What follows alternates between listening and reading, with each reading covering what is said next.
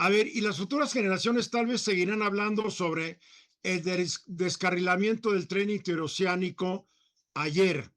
Allí en una comunidad cercana a Nizanda, Oaxaca, el tren descarriló cuando recorría la ruta entre Salina Cruz y Coatzacoalcos.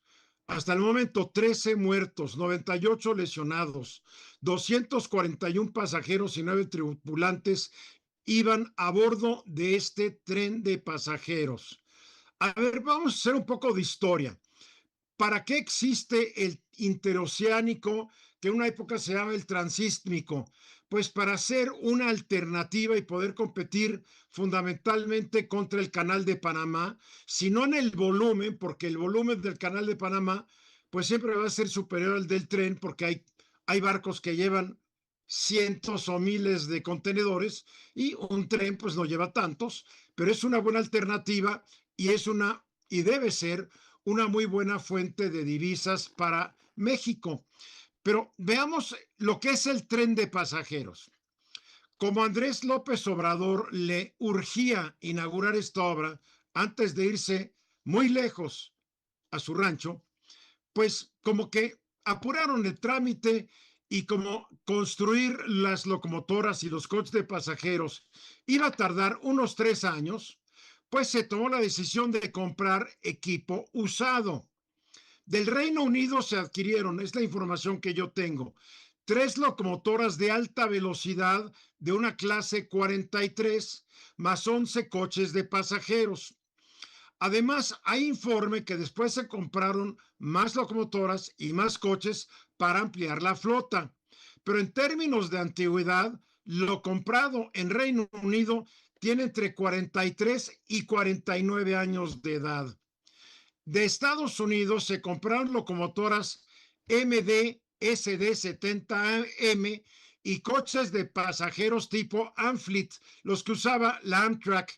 Y digo los que usaba porque estos coches de pasajeros tienen entre 42 a 50 años de edad. Es más, uno tiene 71 años de edad y las locomotoras tienen 24 años de edad. Entonces, como que el sueño que nos vendió López Obrador de que esto iba a ser lo más moderno, pues no es lo más moderno, es lo más antiguo y siguen operando. Y lo peor es que no sabemos qué medidas de verificación se tomaron para poder decir esta antigüedad de locomotora o esta antigüedad de coche de pasajeros es apta para servicio actual y durante cuántos años más. Pero también hay que ver los antecedentes. En el sureste se han estado dando muchos accidentes ferroviarios. No más el Tren Maya registra ya 3 entre marzo del año pasado y agosto de este año. También tenemos el descarrilamiento de un vagón de carga en enero de este año allá en tu tierra, en Limones, Quintana Roo. Pero aquí yo tengo la lista de todo lo que ha estado ocurriendo y si es para preocuparnos. A ver, del tren interoceánico hay 8 incidentes, así los voy a llamar, desde su inauguración en septiembre de 2024. ¿Por qué? Porque se tenía que ir a su ranchito, el aldeano, y todo se tenía que hacer rápido. A ver, el 12 de septiembre de 2024, el tren arrasó a un coche en Oteapan, Veracruz. El 1 de diciembre también del año pasado, en Oteapan también se llevó un tráiler. El 25 de junio de este año en Salto de Agua, Chiapas, chocó contra una unidad de transporte público. El 10 de julio en Macuspana también chocó con un tráiler en un cruce. El 27 de julio en Coatzacoalcos se llevó de corbata un taxi. El 12 de septiembre de este año en Chinameca, Veracruz, chocó contra un auto. Y ahora el 20 de diciembre, hace pocos días, en Pichucalco, Cardona, haciendo el recorrido entre Pichucalco y Cardona, Chiapas, chocó contra una pipa y un tráiler. Llevaba 148 pasajeros, no hubo lesionados más que el chofer del tráiler. Y ahora, ayer 13 muertos y 98 heridos. Yo no sé y no sabemos todavía las causas de este incidente, accidente, como lo querramos llamar.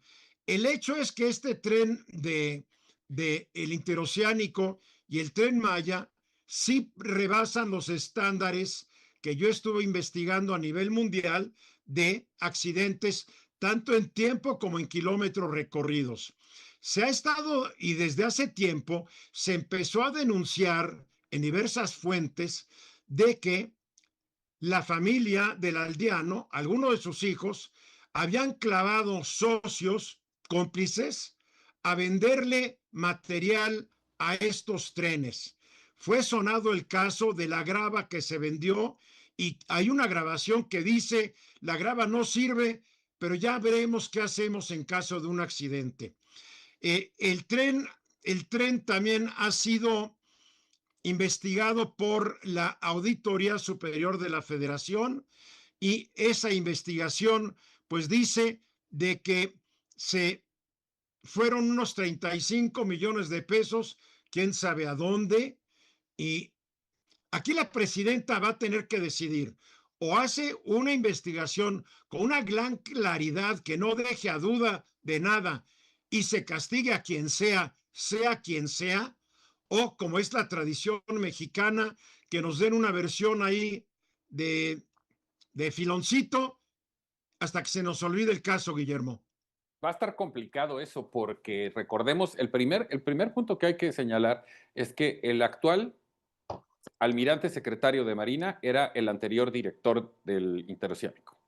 Todavía, eso es todavía peor. Entonces, no podemos hablar de desconocimiento, no podemos hablar de, o sea, sí, evidentemente de un accidente, pero el almirante secretario no puede llamarse a que no sabía. Y segundo, lo que No, mencionas, el tema del balastro, hay que recordar que en una mañanera muy orondo, el aldeano afirmó que su hijo Gonzalo, mejor conocido como Bobby, era asesor honorífico del transísmico. Y y que como no cobraba un centavo por hacerlo. honorífico. Pero pues no hace falta estar en la nómina cuando eres el proveedor principal. Y recordemos esas grabaciones a las que haces el señalamiento, porque lo que le da estabilidad al transcurso del tren es el balastro.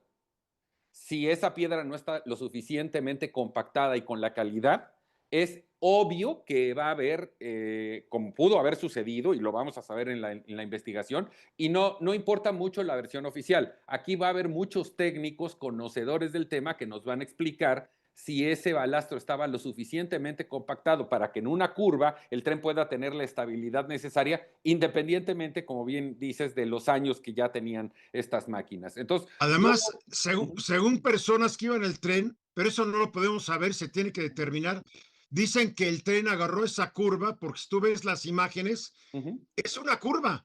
El tren, en vez de seguir la línea de la curva, pues siguió la línea de la gravedad y se fue para abajo. Lo que tú mencionas de los hijitos de AMLO tiene relación con un socio que ellos Amílcar Olán. tienen, ¿cómo se llama? Amílcar Olán, Jorge Amílcar Olán Aparicio, que ya que, está fuera de México, por cierto. bueno, lo colocan como operador beneficiario en contratos y proveeduría de balastro y materiales tanto del tren Maya como del tren interoceánico y también de la línea Z. O sea, se ha de haber hecho millonario este angelito, ¿no? Multimillonario, incluso en esas grabaciones. Recordamos hasta con la sorna y con la risa que decía, bueno, pues si hay un descarrilamiento, veremos, ¿no? Porque eventualmente, sabiendo que habían proveído un material que no era el adecuado, el riesgo era altísimo. Ya narraste Terrible. el número de accidentes que han habido, más este. Tenemos que ir a mensajes, pero seguimos, regresamos.